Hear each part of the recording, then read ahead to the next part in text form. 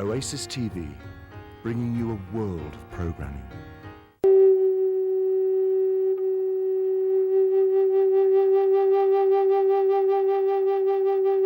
Scientists are now seeing, and especially in the shamanic journey world and psychological world, that if you take a small piece, and let's say we changed a black heart, maybe a sad heart, into a radiant red heart that's vibrant and pulsing, what do you think would happen to your larger world? What would happen to the larger picture of that holographic plate?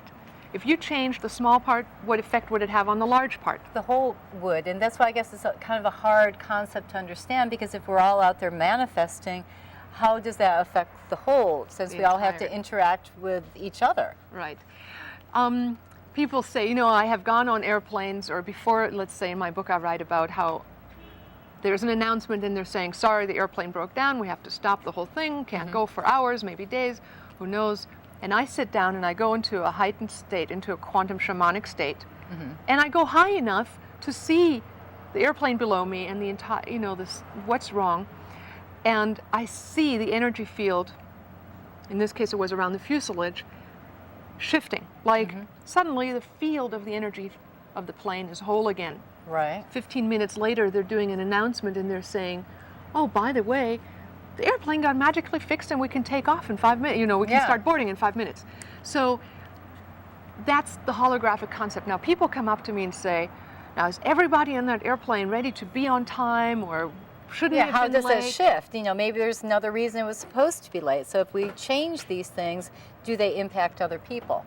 Very good question. And what do you think, if I ask that same question for you for a dream, where maybe you dreamt being on an airplane, maybe you dreamt that you changed the airplane in your dream, and all the passengers on your dream airplane are now on time. Would you laugh at me if I said, well, what about all the other passengers? Maybe they were supposed to be late. What would you say?